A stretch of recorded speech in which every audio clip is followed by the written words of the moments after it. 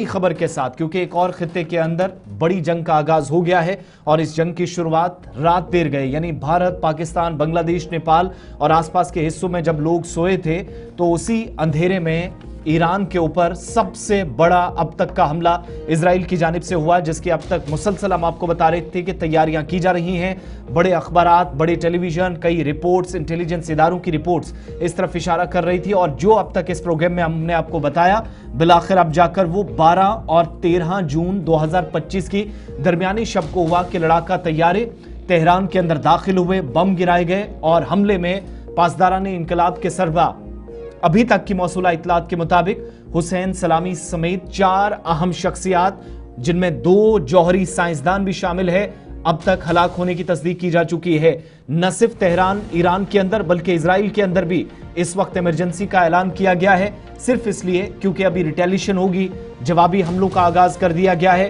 पहली तस्वीर गुलिस्तान न्यूज पर आपके सामने, इजराइल की जानिब से तेहरान के अंदरूनी इलाकों के अंदर लड़ाका तैयारों का इस्तेमाल करके बम गिराए गए हैं इजरायली डिफेंस फोर्सेस की या फिजाइया की जानिब से। इजराइल के वजीर आज़म बेंजामिन नेतन्याहू ने भी बाज़ाब्ता तौर पर मिलिट्री ऑपरेशन का ऐलान कर दिया है। इजरायली टेलीविजन पर आज बाज़ाब्ता तौर पर इसका ऐलान करते हुए कह दिया गया कि जो हम पिछले कई हफ्तों से तैयारी कर रहे थे, आज से उसका आगाज कर दिया गया है और इस ऑपरेशन का नाम ऑपरेशन लॉइन रखा गया है, जहां एक तरफ से बेंजामिन नेतन्याहू ने इजराइल की तरफ से एयर स्ट्राइक की है ईरान पर, वहीं दूसरी तरफ से रेवोल्यूशनरी गार्ड के कमांडर साइट के आसपास भी काफी ज्यादा नुकसान होने की इतलात मौसूल हो रही है। ईरान के स्टेट टीवी के हिसाब से अगर देखा जाए तो नुकसान और भी हो सकता है, क्योंकि कुछ बिल्डिंगों के ऊपर टारगेट हमले जो है वो किए गए हैं। 15 ऐसे मकामात हैं जहां पर जोरदार धमाके ईरान के दारुल हुकूमत तेहरान में सुनाई दिए गए हैं, जिसकी वजह से कुछ टॉप मिलिट्री कमांडर्स, कुछ साइंसदानों के हिलाक होने की भी इतला और खबर जो है वो सामने आ रही है। इस बीच बड़ी खबर जब आपके सामने रख रहे हैं तो बेंजामिन नेतन्याहू ने थोड़ी देर पहले ऑपरेशन राइजिंग लॉइन का ऐलान कर दिया है और ईरान ने भी पलटवार कर दिया है। दोनों ने, ईरान ने भी अपनी एयर स्पेस को बंद कर दिया है, इजराइल ने अपनी एयर स्पेस को बंद कर दिया है, लेकिन फजर नमाज के फौरन बाद ईरान ने भी पलट ड्रोन हमले किए हैं, जिसकी वजह से इस वक्त इजराइल के अंदर मुख्तलिफ मकामात पर जो है वो सायरन बजाए गए हैं। याद रखिएगा, ईरान इजराइल टाइमलाइन को जब आप खंगालेंगे 2024 में तो 19 अप्रैल सन 2024 थी जब एक महदूद एयर स्ट्राइक की गई है और फिर एयर फोर्सेस जो ईरान के हैं उन्हें काफ़ी ज़्यादा नुकसान पहुंचा, ये इजराइल ने दावा पेश किया। फिर एक और हमला जो है वो 26 अक्टूबर सन 2024 को हुआ, जिसको भी एक नाम दिया गया था और तकरीबन 20 ऐसे मकामात थे ईरान, इराक, सीरिया के अंदर जहां पर इजराइल ने हमले किए हैं और तकरीबन 100 एयरक्राफ्ट F-35S जो है उनका इस्तेमाल किया गया। फिर अप्रैल और अक्टूबर 2024 के दौरान ईरान की तरफ से स्ट्राइक बैक किया गया और अप्रैल 2024 में ईरान ने तकरीबन 300 मिसाइल ड्रोन्स इजराइल पर भेजे, जिससे काफ़ी नुकसान अंदर हुआ है। और अक्टूबर 1, 2024 को ईरान की तरफ से 180 बैलिस्टिक मिसाइल फायर किए गए इजराइल पर, जिसका पलट जवाब भी दिया गया और 25-26 अक्टूबर के दरमियान एक बार फिर तसादुम आराई हुई है। 13 जून सन 2025 को यानी आज के दिन ऑपरेशन राइजिंग लॉइन का ऐलान जो है वो कर दिया गया है। तो इस तरीके से जो पिछले कई दिनों से इतलात और खबर आ रही थी कि जंग का माहौल बन रहा है, जंग का आगाज इजराइल की तरफ से कर दिया गया है। अच्छा, इस बीच 3 तस्वीरें आपके सामने पहले रखेंगे, उसके बाद सीधे अपने नुमाइंदे के पास भी चलेंगे। बिल्कुल, ये आपको ये भी याद दिलाते चलें कि अभी तक जो ऑफिशियल कंफर्मेशन हो गई है, सरदार सलामी ईरानी रेवोल्यूशनरी गार्ड या पासदारानी इनकलाब के जो सरबराह थे उनकी मौत हो चुकी है। सरदार रशीद हेड ऑफ खत्मल अंबिया इनकी भी तस्दीक की गई है।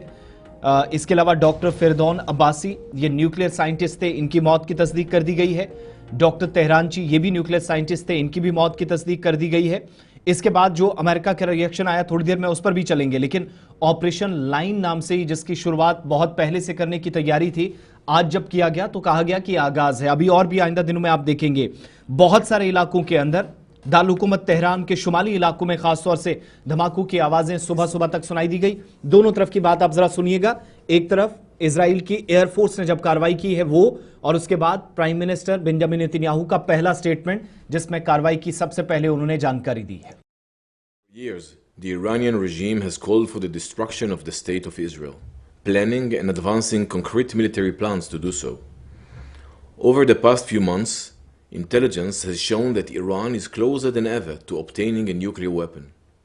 This morning, the IDF began preemptive and precise strikes targeting the Iranian nuclear program in order to prevent the Iranian regime's ability to build a nuclear bomb in the immediate time frame. We have no choice. We are operating against an imminent and existential threat. We cannot allow the Iranian regime to obtain a nuclear weapon that would be a danger to Israel and the entire world. This operation is for our right to exist here, for our future and for our children's future. The State of Israel has the right and the obligation to operate in order to protect its people and will continue to do so. The IDF conducted significant preparations for this operation. We are well prepared both in defense and offense to defend ourselves. The IDF will continue to defend the State of Israel. Moments ago, Israel launched Operation Rising Lion, a targeted military operation to roll back the Iranian threat to Israel's very survival. This operation will continue for as many days as it takes to remove this threat. For decades, the tyrants of Tehran have brazenly, openly called for Israel's destruction. They've backed up their genocidal rhetoric with a program to develop nuclear weapons. In recent years, Iran has produced enough highly enriched uranium for 9 atom bombs. 9. In recent months, Iran has taken steps that it has never taken before, steps to weaponize this enriched uranium. And if not stopped, Iran could produce a nuclear weapon in a very short time. It could be a year, it could be within a few months, less than a year. This is a clear and present danger to Israel's very survival. 80 years ago, the Jewish people were the victims of a Holocaust perpetrated by the Nazis. Benjamin Netanyahu को आप सुन रहे थे, और उससे पहले फौजी सरबराह IDF को आप सुन रहे थे, जिन्होंने बाज़ाब्ता तौर पर रियल लाइन का ऐलान कर दिया है। हमारे साथ हमारे अस्करी तर्जुमान, माफ कीजिएगा जनाब, माहिर है जी, राजेश कुमार जी हमारे साथ ज्वाइन कर चुके हैं। राजेश, बहुत शुक्रिया सर ज्वाइन करने के लिए। इमीडिएटली पहला रिएक्शन कि ईरान नियर बाई था जी न्यूक्लियर बॉम्ब बनाने की, और 9 बॉम्ब उनकी तरफ से बनाए गए एज पर बेंजामिन नेतन्याहू। एक तो इस पर तुरंत एक रिएक्शन, क्योंकि इससे पहले हम देख रहे थे कि अमेरिका ईरान के बीच बातचीत हो रही, तो नेक्स्ट लेवल की बातचीत का आगाज भी हो गया था। एक तो ये, दूसरी तरफ से तेहरान ने अभी थोड़ी देर पहले ये कह दिया है कि अब मिडल ईस्ट जनाब देखेगा कि रियल लाइन कौन है, इजराइल या ईरान। 2-3 पॉइंट में बिल्कुल क्लियर कर देना चाहता हूं। नेतन्याहू ने कहा कि ईरान 9 न्यूक्लियर बम बनाने के बेहद करीब था। टाइमलाइन को आपको समझना होगा। 3 से 4 दिन पहले ही IAEA की जो टीम थी, international atomic agency, energy agency की, वो ईरान के अंदर थी। उन्होंने वहां पर पूरा निरीक्षण किया। उसके बाद डोनाल्ड ट्रंप और नेतन्याहू की बातचीत होती है। वहां पे डोनाल्ड ट्रंप नेतन्याहू से कहते हैं कि आपने ईरान के ऊपर कुछ एक्शन नहीं लेना है, कोई कार्रवाई आप नहीं करेंगे। लेकिन पिछले 24 घंटे पहले डोनाल्ड ट्रंप की तरफ से ही यह कहा जाता है कि हम किसी भी कीमत पर, यानी कि आप इस वर्ड्स को नोट करिए कि हम किसी भी कीमत पर ईरान को न्यूक्लियर बम नहीं बनाने देंगे। और उसके 24 घंटे के अंदर ईरान के ऊपर अटैक हो जाना, और साथ ही में 2-3 पॉइंट और बहुत इंपॉर्टेंट यहां पे हो जाते हैं। अमेरिका बेशक इस चीज को नकार रहा है कि इसमें हमारा कोई रोल नहीं है, लेकिन हमें समझना होगा कि क्या अमेरिका की परमिशन के बिना यह पॉसिबल था। अब आपने बात की न्यूक्लियर की, इशफाक, तो एक चीज मुझे बताया कोई कि अगर ईरान न्यूक्लियर रखे नहीं रखे, यह फैसला करने वाला अमेरिका और इजराइल कौन होता है? अगर ईरान के पास न्यूक्लियर नहीं है तो इजराइल के पास न्यूक्लियर क्यों है? इसका जवाब भी तो होना चाहिए। इजराइल अपने न्यूक्लियर वेपन छोड़े, ईरान नहीं बनाएगा। इसका कोई जवाब कोई इजराइल के ऊपर क्यों कोई कार्रवाई नहीं करता है? यह भी हमें देखना होगा कि अमेरिका क्या ठेकेदार बना हुआ है पूरे एशिया का, मिडिल ईस्ट का, कि यह देश न्यूक्लियर रखेगा? तो राजेश, क्या हम ये माने कि आने वाले दिनों में मिडिल ईस्ट की पॉलिटिक्स जो है वो एंटायरली चेंज होगी? क्योंकि हम देख रहे थे कि सऊदी अरब एक मेजर प्लेयर के तौर पर घूम रहा है, जिनका मानना है कि भाई मिडिल ईस्ट में हमने किसी भी कीमत पर पीस को मेंटेन रखना है, और बैक चैनल्स पर ईरान के साथ उनकी डिप्लोमेसी भी मजबूत हो रही थी। तो एक प्रेशर ग्रुप के तौर पर अब बहुत सारे लोग सामने आएंगे जो कहेंगे कि भैया एनएफ इसको रोक दीजिए। आई होप, लेकिन मुझे लगता नहीं है कि ऐसा होगा, क्योंकि ईरान यहां पर नहीं रुकेगा इस बात, क्योंकि जो चोट दी गई है उसको आप एक बार समझ लीजिए। मैं कुछ नाम आपके सामने रख रहा हूं, उसके बाद फिर मुझे लगता है कि हम डिटेल से बातचीत करें, अब वो ज्यादा सही रहेगा।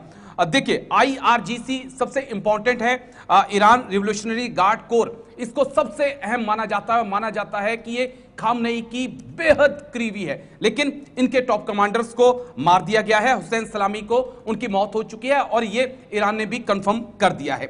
दूसरी, जो ईरान की आर्मी चीफ हैं मेहंदी तेहरानची, उनको भी जो है माफ करिए आर्मी चीफ मोहम्मद बाघेरी, उनकी भी मौत हो चुकी है। तीसरा नाम परमाणु वैज्ञानिक मोहम्मद मेहंदी तेहरानची और फिरदून अब्बासी, ये चार टॉप लीडरशिप थी जिसे इजराइल ने पहले ही हमले में खत्म कर दिया है। यानी कि आप वॉर में जा रहे हैं और लेकिन आप वॉर में सबसे पहले दुश्मन सेना के सरदार को ही मार दे रहे हैं। अब यहां से आप देखिए कि क्या मनोबल पर असर पड़ेगा IRGC के भी, सेना के भी, और क्यों जरूरी है कि यहां पर ईरान पलटवार करेगा, और डिपेंड अब इस बात पे निर्भर करता है कि ईरान कैसे पलटवार करता है। अच्छा राजेश जी, आपने रिटेलिएशन की बात की, ऑप्शंस क्या है मिडिल ईस्ट में? क्योंकि जब हम एयर डिस्टेंस और ग्राउंड डिस्टेंस को देखते हैं तो बहुत दूरी है, समुद्र का भी एक रास्ता है, बहुत मुश्किल एरिया है। जब आप सिक्योरिटी पर्सपेक्टिव से इस पूरे या रीजनली देखते हैं, मौजूदा समय में अगर ईरान पलटवार करता है तो ऑप्शंस क्या हैं? अगर किया गया तो वहां पर ऑप्शंस क्या हैं? देखिए आसिफ, दो चीजें बहुत क्लियर हैं। अगर टर्की के बाद कोई ड्रोन्स पावर में मजबूत है तो उस देश का नाम जो है ईरान है, और ईरान के पास बहुत अच्छे ड्रोन हैं, और हमने लास्ट टाइम भी देखा था कि ईरान के ड्रोन जो हैं वो इजराइल के एयर डिफेंस सिस्टम को धोखा देते हुए जाकर तेल अवीव तक पहुंच गए थे। तो यकीन मानिए ईरान के पास इतनी क्षमता है कि वो इजराइल तक स्ट्राइक कर सकते हैं। मैं आपको रोक रहा हूं ईरान की एक और अहम खबर इसी के साथ जुड़ी है, क्योंकि अमेरिका का भी एक मेजर रोल है जिसका आपने इशारा किया। एक और बड़ा बयान जो थोड़ी देर पहले अमेरिका से सामने आया है, और अमेरिका के बड़े अहम यूएस सेनेटर मार्क रूबियो का बड़ा स्टेटमेंट सामने आया है, जिन्होंने कहा कि यूएस की कोई भी इन्वॉल्वमेंट इस हमले में नहीं है। यानी ईरान इजराइल हमला जो इस वक्त हो रहा है, जो जंग इस वक्त शुरू हो गई है, यूएस किसी भी तरीके से इजराइल के हमले में शामिल नहीं है। यानी इजरायली स्ट्राइक जो ईरान पर हुई है उसमें अमेरिका का कोई भी अमल दखल नहीं है।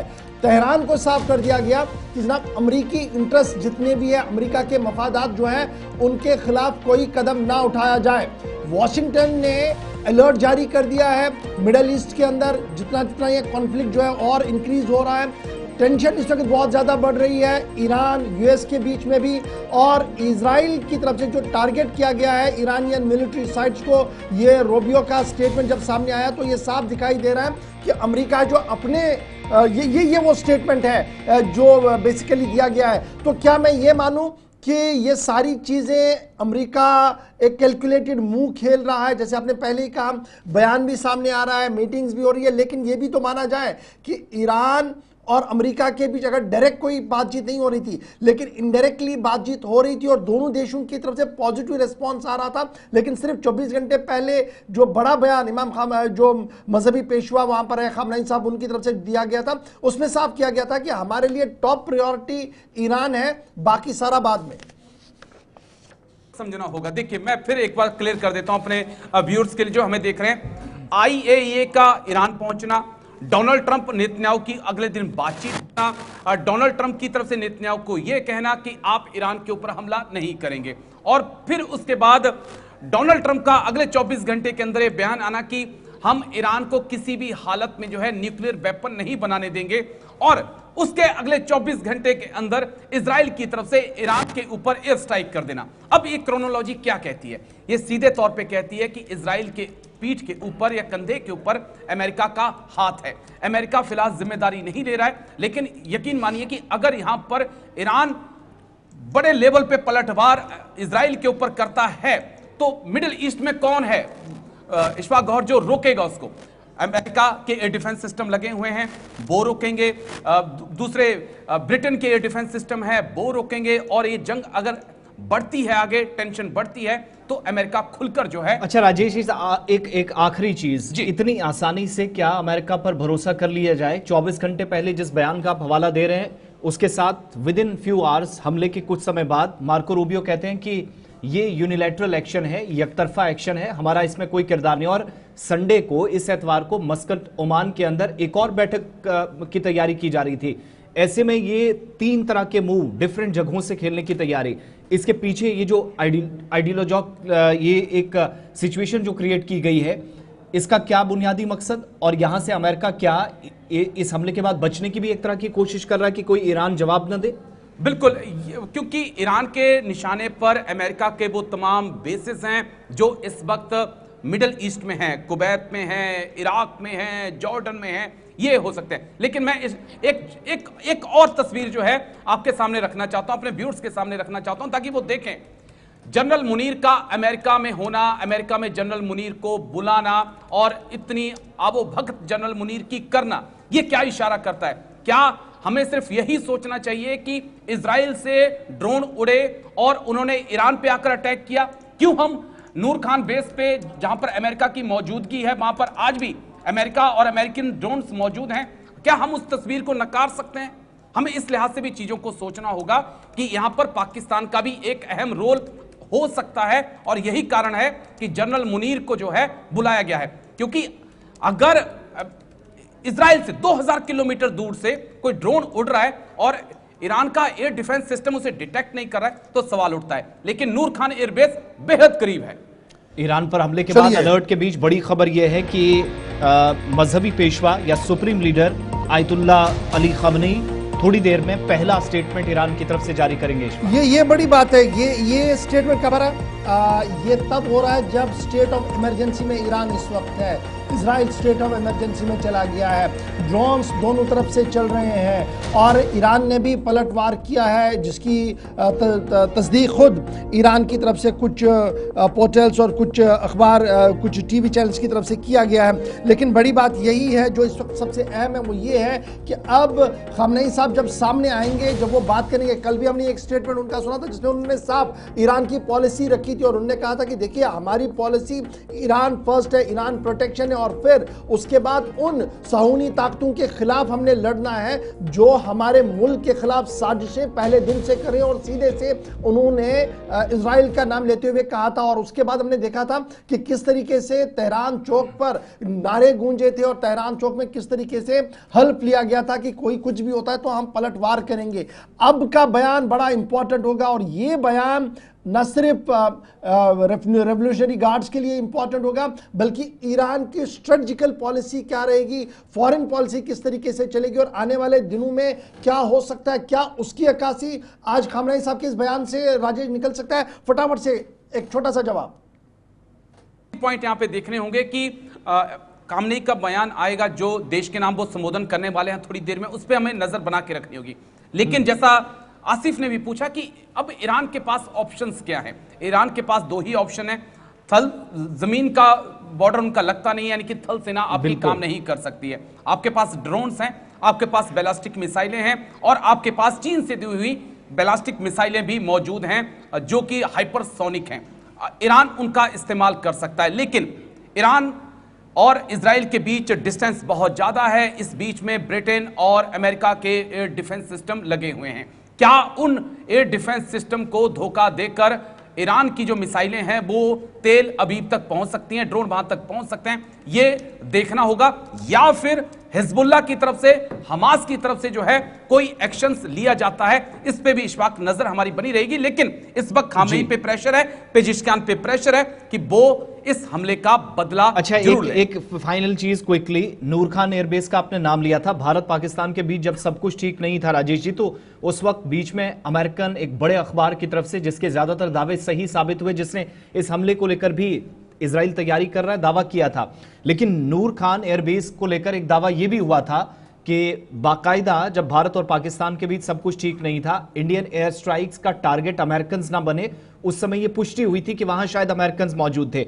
जब मैं इसका डिस्टेंस देखता हूं तो 520 किलोमीटर के आसपास बिटवीन तेहरान और नूर खान एयरबेस बनता है। ये जिस तरफ आपने इशारा किया, एक तरफ पाकिस्तान के आर्मी चीफ की खामोशी और नूर खान एयरबेस एक ऐसी जगह, एक ऐसा सेंटर जहां से शायद टारगेट हो सकता है। इज देयर एनी पॉसिबिलिटी, और अगर पाकिस्तान खामोश रहा तो शायद ये आधिकारिक पुष्टि होगी। आसिफ, दो तीन चीजें देखिए। जब भारत ने ऑपरेशन सिंदूर शुरू किया, अमेरिका चुप था, जेडी वेंस कुछ नहीं बोल रहे थे, डोनाल्ड ट्रंप कुछ नहीं बोल रहे थे। जब नूर खान बेस पर अटैक होता है, जेडी वेंस बीच में आते हैं, अमेरिका बीच में आता है और कहता है कि नहीं अब इन चीजों को रोकिए आप जी। तो अब यहां पर यह समझना होगा कि नूर खान बेस में ऐसा क्या था कि जिसके भारत के अटैक करने से अमेरिका हिल गया, ये हमें समझना होगा। और दूसरा जो मेरा पॉइंट है, जो मैं तर्क दे रहा हूं पीछे, कि 2000 किलोमीटर दूर से ड्रोन्स अगर उड़ के आ रहे हैं तो ईरान का क्या एयर डिफेंस सिस्टम उन्हें डिटेक्ट नहीं कर पाया? इसका मतलब जो है ड्रोन कहीं बेहद नजदीक से लॉन्च किए गए, और इशारा जो है वो पाकिस्तान की तरफ इसलिए भी जाता है क्योंकि 10 दिन पहले आप देखेंगे जनरल मुनीर चर्चा में नहीं थे, पाकिस्तान चर्चा में नहीं था, लेकिन अचानक से 3 दिन पहले, 4 दिन पहले से अमेरिका जनरल मुनीर के कसीदे पढ़ने लगा, उनको अमेरिका बुलाया गया। तो वो एक इशारा है कि कुछ चलिए तो है, एक बड़ा बयान मैं आपको रोक रहा हूं जी। एक और बड़ा बयान इस वक्त सामने आया, जिस बयान का हमें इंतजार था वो खamenei साहब का सामने आ चुका है, और ये तहरीरी बयान थोड़ी देर पहले अब ऑफिशियल टीवी चैनल्स पर भी वहां पर दे दिया गया है। बड़ा इंपॉर्टेंट बयान है जी, जो supreme leader Islamic revolutionary guards के भी जो सुप्रीम लीडर हैं उनकी तरफ से दिया गया, और यह साफ कर दिया गया है कि ये दिन इनकलाब का दिन है, ये दिन इंतकाम का दिन है, ये दिन खून का बदला लेने का दिन है। इसलिए जितने भी आर्म फोर्स इस्लामिक रिपब्लिक के हैं वो खाली नहीं है, वो कार्रवाई करेंगे, और जो शहीद हो गए हैं, मार्टियर्ड हो गए हैं, उनके सक्सेसर्स भी आएंगे, यानी उनका ऐलान भी कर दिया गया है, और वो पूरी तरह से काम करेंगे। अल्लाह हमारे साथ है। मैं उस तमाम जो बात कही गई है उसका तर्जमा आपके सामने रखा हूं, जो खamenei साहब ने कहा, अल्लाह हमारे साथ है और बहुत जल्द यहूदियों का खात्मा होगा। और ये बयान थोड़ी देर पहले सईद अली खamenei साहब की तरफ से जारी कर दिया गया है। बड़ा इंपॉर्टेंट बयान है जिसमें यह साफ कर दिया गया कि इंतकाम का दिन है, खून का बदला लिया जाएगा।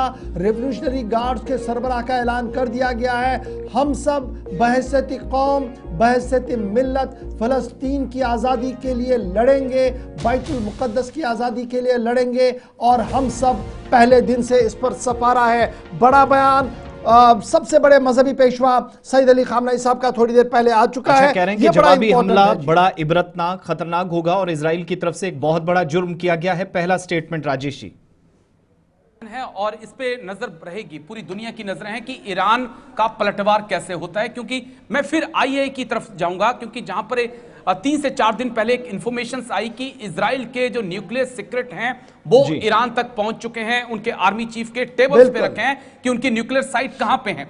तो क्या न्यूक्लियर टू न्यूक्लियर पलटवार होगा? क्या अब ईरान की जो बैलिस्टिक मिसाइलें हैं वो ईरान के न्यूक्लियर साइट पे अटैक करेंगी? इसको देखना होगा। लेकिन 2-3 चीजें जो आसिफ बहुत जरूरी है समझना जी, कि जिस प्रकार से पूरे अटैक को प्लान किया गया। राजेश जी, यहाँ पर एक चीज मैं समझ रहा हूं, हम अभी बात कर रहे थे कि जनाब एयर स्पेस बहुत है जी, शायद इसमें कोई चीज नहीं चल सकती है, ड्रोन सिर्फ चलेंगे। लेकिन हमारे पास जो अभी अनकन्फर्म रिपोर्ट जो मेरे पास आ रही है, जो हमारे सोर्सेज हमारे तेहरान के अंदर, वो ये बता रहे हैं जी कि MiG-29 फाइटर जेट्स जितने भी हैं मेहरानाबाद एयरपोर्ट पर, उन्होंने उड़ान शुरू कर दी है। अब ये उड़ान जब शुरू की है, ये तो खाली होगी नहीं, कोई टारगेट आगे होगा, एक तरफ से ये, और दूसरी तरफ से कि नेतन्याहू जिससे बंकर के अंदर है जी, उनकी तस्वीरें सोशल मीडिया पर वहां वायरल कर दी गई हैं, टीवी चैनल्स पर चलाई जा रही हैं। तो क्या हम ये माने कि पूरा एक्सेस ईरान के पास आ चुका है? अब बिल्कुल एक्सेस ईरान के पास है, लेकिन ईरान की जो एयर पावर है इशफाक वो काफी वीक है। 1980-90 के बाद जो है कोई भी आधुनिक फाइटर जेट उनके पास नहीं है। हाल ही में खबरें आई थी कि कुछ 2 से 3 सुखोई उनके पास पहुंचे हैं। MiG-29, MiG-21 बीते दौर की बात हो चुकी है। अगर एयर पावर के लिहाज से हम देखते हैं तो इजराइल इसमें सुप्रीम है, क्योंकि वो अमेरिका के F-35 का इस्तेमाल करता है, F-16 का इस्तेमाल करता है। दूसरा पॉइंट हमें जो देखना होगा कि इराक ने अपने एयर स्पेस को बंद कर दिया है इस हमले के बाद। अच्छा, मैं वही पूछने वाला था, ईरान के अलावा इराक और सीरिया ने भी एयर स्पेस को बंद कर दिया है। तो फिर वही सवाल है आसिफ की, फिर आपका जब एयर स्पेस इराक का बंद है, सीरिया का बंद है, ईरान जाएगा कहां से? फिर हमें यह भी तो देखना होगा। अगर वो एयर स्पेस बंद है तो वो इजराइल के लिए भी बंद है, और वो एयर स्पेस जो है अब ईरान के लिए भी बंद है। यानी आपकी बात का मैं ये मतलब निकालूं कि किसी भी एयर अटैक के लिए बीच में अपने ही जो आसपास हैं या पड़ोसी हैं वो रुकावट बन सकते हैं। अब बड़ी रुकावट जो है वो बन सकते हैं, क्योंकि देखिए इराक की बात आप कर लीजिए, जॉर्डन की बात आप कर लीजिए, सीरिया की बात आप कर लीजिए, अमेरिका यहां पर मौजूद है, ब्रिटेन यहां पर मौजूद है, कुवैत में वो मौजूद हैं, सऊदी में मौजूद हैं, यूएई में मौजूद हैं, उनकी ट्रुप्स जो हैं वो मौजूद है, और उनके एयर डिफेंस सिस्टम वहां पर लगे हुए हैं। अच्छा, किसी तरह की कोई जानकारी मस्कत में इतवार को, संडे को जो बैठक होनी थी न्यूक्लियर पावर को लेकर या जो प्लांट्स को लेकर, इज देयर एनी अपडेट कि वो होगा या पॉसिबिलिटी अब नजर आती है? अभी पॉसिबिलिटी मुश्किल है, अभी फिलहाल इसके बारे में कोई अपडेट नहीं आई है, लेकिन ये मुलाकात होना मुश्किल है, क्योंकि जब आपने जिस न्यूक्लियर थ्रेट को लेकर बातचीत करनी थी उसी के ऊपर अटैक आ चुका है, और ईरान अब अंडर अटैक है। ईरान के ऊपर पूरी दुनिया की नजरें हैं। ईरान ने किसी पे हमला नहीं किया, ईरान के ऊपर हमला आया है, और अब यहां पे जरूरी है कि ईरान पलटवार करे। बहुत बहुत शुक्रिया राजेश जी हमारे साथ रहने के लिए। कुल मिलाकर इजराइल की जानिब से जुमे की अलसुब ईरान में दर्जनों मकामात पर एयर स्ट्राइक्स हुई हैं, फिजाई हमले किए गए हैं। दारुल हुकूमत तेहरान के शुमाल मशरकी इलाके में भी धमाकों की आवाजें सुनाई दी गई हैं। बाज मकामात पर धुएं के बादल उठते हुए दिखाई दे रहे हैं, और ईरानी मकामी मीडिया, जो स्टेट मीडिया है, सरकारी मीडिया है, दारुल हुकूमत तेहरान के शुमाली, मगरबी, वस्ती इलाकों पर हमलों की तस्दीक कर दी गई है। इजरायली वज़ीर दिफा की जानिब से ऐलान किया गया कि इजराइल ने ईरान पर पेशगी हमला किया। मुल्क में हंगामी हालात नाफिज किए गए हैं। स्कूल, कॉलेज, यूनिवर्सिटियां, सरकार के तमाम इदारे बंद कर दिए गए हैं, और इतलात इस वक्त यह है कि स्टेट ऑफ इमरजेंसी में, जहां पर एक तरफ इजराइल है तो दूसरी तरफ इमरजेंसी का ऐलान तेहरान के अंदर भी, ईरान के अंदर कर दिया गया है। और जो दावा है कि एक तरफ कहा गया कि बच्चे मारे गए, 2 साइंटिस्ट और IRGC के सरबरा, और इसके अलावा खत्मुल अंबिया के जो सरबरा हैं तंजीम के, वो भी शहीद हो चुके हैं। लेकिन दूसरी तरफ दावा है इजराइल की जानिब से कि उसने जौहरी और फौजी अहदाफ को ही टारगेट किया है, और ईरान में दर्जनों मकामात पर फाइटर बॉम्ब्स की तरफ, फाइटर जेट की तरफ से ये भी है कि बम व्हाइट हाउस थोड़ा हरकत में आ रहा है जी। दोनों तरफ से बात करने की कोशिश की जा रही है, लेकिन फिलहाल ईरान ने यौमुल कज़ा का नाम इसको दे दिया कि जनाब बदला होना है, और अटैक के लिए तमाम जो फौजी तनसीबात है उन्हें हाई अलर्ट पर कर दिया।